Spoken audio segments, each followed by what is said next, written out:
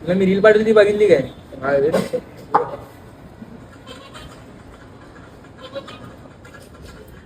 काय 11 वाजले, आता आपला रिझल्ट आहे. अरे विसरलेलोच, आम चेक बघ करूया. जरा पहिला तुझा बघा.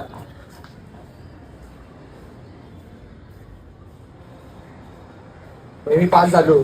कडक रे, कडक कडक आहे. माझा माझा हॅलो. तू पण पास झाला भाई. कडक नंबर भाई. ह्याचं काय आलं? तू पण 10वीत होता ना. अरे हा नापास झाला, काहीच नाही करू शकत, तिचं आयुष्य बरबाद आहे.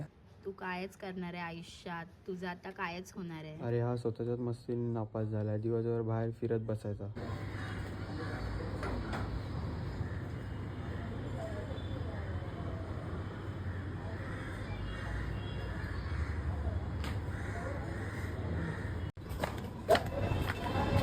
अरे नील, असं एकटाच का बसलायस? काय नाही काय नाही. काय नाही झालं? अरे मी मगचपासून तिथे बसल्यापासून तुला बघतोय, तू एकटाच बसलायस, नक्कीच काहीतरी झालंय. सांग ना काय झालं. काय दादा सकाळी रिझल्ट होता रे माझा.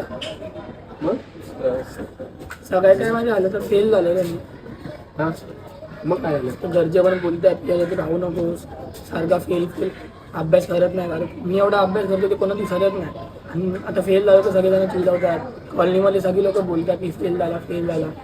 कोणाच असं बोलत नाही की बाबा हा बाबा ठीक आहे नेक्स्ट टाइम कर. नाही, फेल झाला फेल झाला सगळेजण. आता सगळेजण म्हणतात लाईफ बरबाद आहे तुझी, तू काय करू शकत नाही. मला पण सारखं वाटतं की आता जीव देणंच परवडेल, बाकी आता काय ऑप्शन नाही माझ्याकडे. अरे नील, एक गोष्ट लक्षात ठेव, एक निकाल आहे ना आपलं आयुष्य ठरवत नसतो.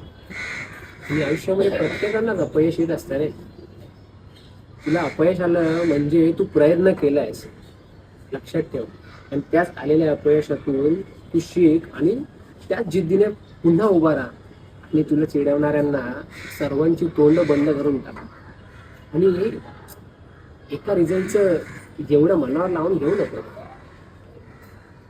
समजलं का? सर्वजण सारखे चिडवतात की मनाला लागतं ना आता.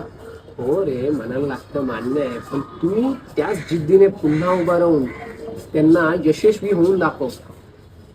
तू अपयशी झालास पण तुझा प्रवास अजून संपलेला नाही, एवढं लक्षात ठेव. त्यामुळे त्याच जिद्दीने पुन्हा उभा राहा आणि यशस्वी होऊन दाखव आयुष्यामध्ये सगळ्यांना. आणि सर्वांची तोंड बंद करून टाक, लक्षात ठेव. तुझ्या यशाचा तूच विधाता. उठ रे, चल रे,